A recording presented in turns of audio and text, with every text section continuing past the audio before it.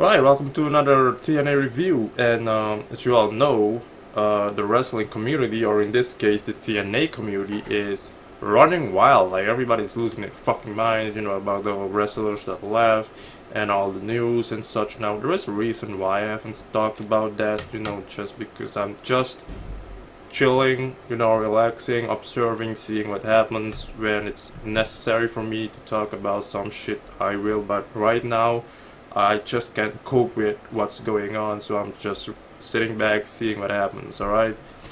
But anyways, and y'all need to stop with the fucking spoilers, like, seriously. Facebook has a ton of freaking spoilers. I can't even go through my newsfeed, like, seriously. I am really gonna, like, unlike some of these TNA pages, maybe some of these people that watch TNA, because they even some of them post spoilers. I don't know why you would want to do that. And you can't tell me to not read them or avoid them. How the fuck am I supposed to avoid them? When I'm scrolled to my timeline, I can't make a fucking turn like this. Okay? When I see it at that moment of time, I can't unsee it. There's nothing I can do about it, so it's not my fault. Don't tell me I shouldn't be active or whatever the fuck, because this thing has been going on for a whole week, and I'm not gonna be off Facebook for a whole week just because doesn't work like that. You just don't need to be a fucking asshole. But anyways, the show starts with a match. This is what I like.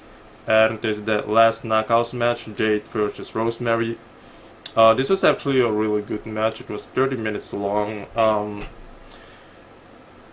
Not a lot of weapons were used, which is okay. That doesn't always have to be the case when it's certain matches like this, but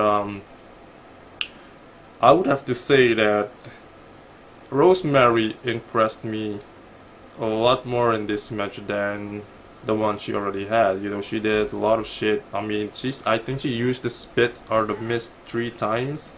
She even did the thing again that she does when she goes on the turnbuckle of the ring and then jumps onto the trash can. She did that too. A lot of suplexes from Jade. I think there was there a pile driver? I don't know.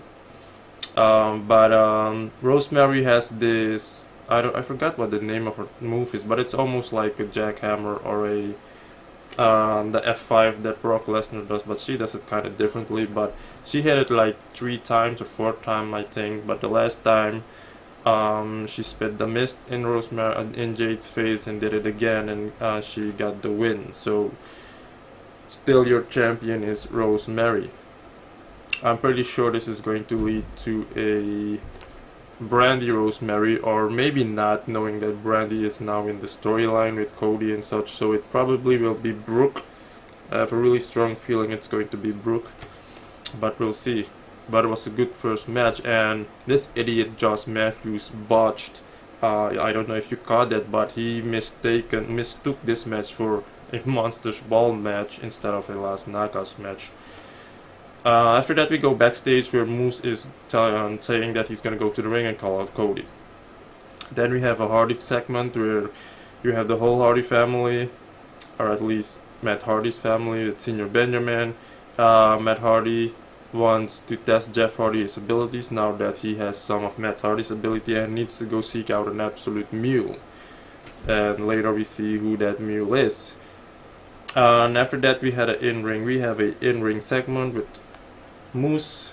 Moose basically talks about saying he doesn't care if he's the son of a plumber, he doesn't care if he's in whatever club, he doesn't care if he has to put a back off his mat. But Moose was really good in this promo. He was really like hyping it up with a lot of emphasis and such. But after he did the promo, Cody then attacked him from behind, and of course the whole brawl fought out. Then the security guards came out. You had Moose and Cody fighting the security guards. You had Moose having one of those wrestlers in a powerbomb position, threw him out of the ring. This scared the fuck out of me. I was starting to get scared for the security guard. And the reason why I say wrestlers is because when you see security guards like this, they're not really security guards. They are wrestlers. Amateur wrestlers from wrestling schools. just so you know. You had Brandy then coming in, being involved as well, telling Cody to stop and such. Cody tossing Josh Matthews, which is a really big thank you, of course. You had Moose that jumped over the top rope onto Cody and the security guards and such. It was really good. It was intense and such. So that's how that segment ended. After that, we had another match. James Storm versus Jesse Carter. In this match, Josh Matthews irritated me the most because he was talking so much shit. I don't know if y'all caught that, but he was bragging about how he's the best commentator, even taking shots at other commentators, and he even brought up the whole thing that, you know, wrestlers want him to go, you know, he got to go. He brought that up a lot. This guy is really, yeah, I don't know, man. I'm really starting to believe that the reason why some people don't watch, for him being the reason, I'm really starting to believe it, you know, because he was really looking for more ways for people to hate him, because it actually worked. I really fucking legitimately hate him now. But what's the average match? Nothing too big, you know. It was slow in the beginning.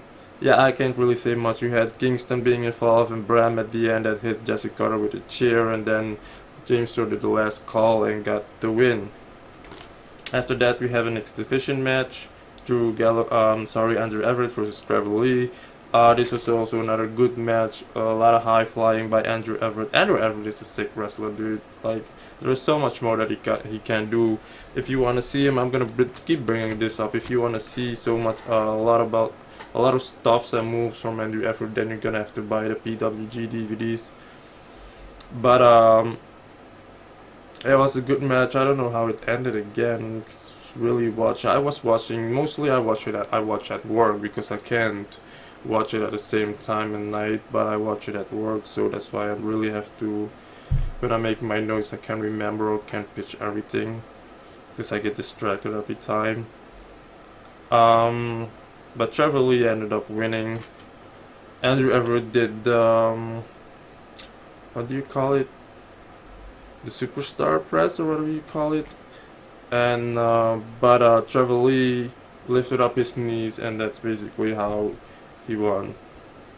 After that, we had Jeff Hardy seeking out these absolute mules, and it happened to be a donkey. He was talking to a donkey, giving them food or whatever it was, and he started even making a sound as a donkey and such, and then he returned to Matt Hardy telling him that he knows where they must go and such, so they transported to MCW, where you had Matt Hardy and Jeff Hardy basically wanting the match with their tag team, with the tag team champions from that promotion, but the promoter was like, we can't give you that match, they're already booked, scheduled for a match and such. Then you had Jeff Hardy and Matt bringing up, then what if they get hurt, then what? So then we get a scene where Senator Benjamin is asking autographs, asking the two wrestlers that are actually scheduled to face the tag team champions their autographs, and then he tastes them.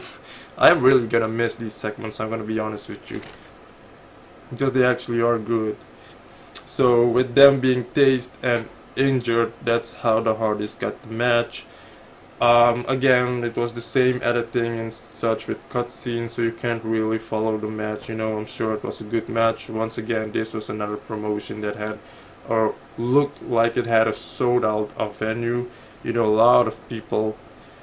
There was even a part where Jeff Hardy and Senior Benjamin had the fireworks shooting at the two other wrestlers, and as I predicted, the Hardys won. So as far as the Hardys versus the Young Bucks goes, I don't think they're going to win that one. I don't even know if the match is still going to happen now that they're not in the company anymore, so somebody let me know about that whole situation, because that match is in May if I'm not mistaken, or April, and now they're gone, so I don't know how this whole thing is gonna play out. But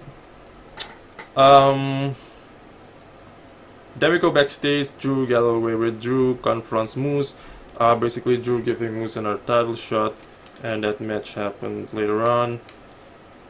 And then we see McKinsey backstage And then she goes into a room. Then we see Lauren Finesse crying and all of that, drinking the champagne. She is a complete mess, a complete wreck because of the whole Braxton Sutter wedding. She was even still in her wedding dress. Like she was so fucking hilarious.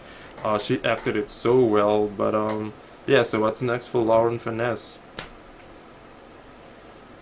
Then we have Moose versus Drew. The first round went to Drew. The second round went to Moose, and then Moose ended up winning. It was a good match too, you know. You had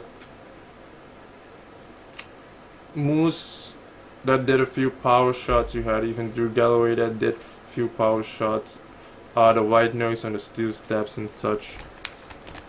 But yeah, Drew left the company, so obviously Moose is going to win it.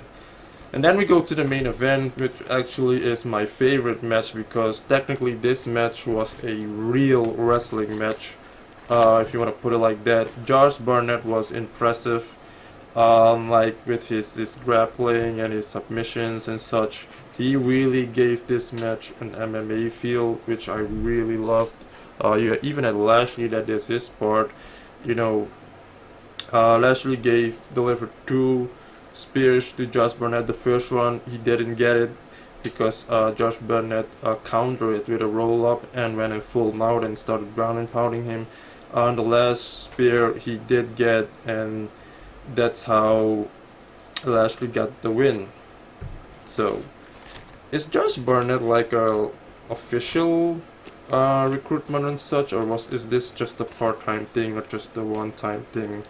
I really want to know because I do want to see him still in the company and, you know, actually wrestle. You have a lot of wrestlers that transition from this to MMA, so why should it be a problem with MMA people doing that, transitioning to pro wrestling, you know? So but it was a good show, no complaints except for Josh Matthews. He got to go, like seriously, this guy is a whiny bitch, you know. He can't handle criticism. He just can't.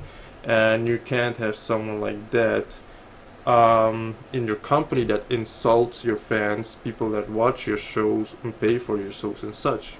So they're gonna have to talk to this fucking guy, but it looks like they aren't because they're really giving him the opportunity and the freedom and such to just keep on insulting us fans, but whatever. But if you have watched this review, thank you for watching, and I will see you next week. All the news and bullshit and such, I always tell people to go to Robert, his channel. He is the one that covers that the most, so check that out, see what he has to talk about. He's gonna talk about it a lot more. I'm gonna have the link in the description box so you can know the scoops and such. I avoid spoilers, even though I really can, because when I'm on Twitter or Facebook I still come across them either way, but it's still not enough though, because you don't really see everything. The pictures alone are enough for me to be spoiled, you know. I don't even want to see pictures, so, but whatever, news is already out there, so. But yeah, just go to him to check out all the news and such, and his review. But see you guys next week.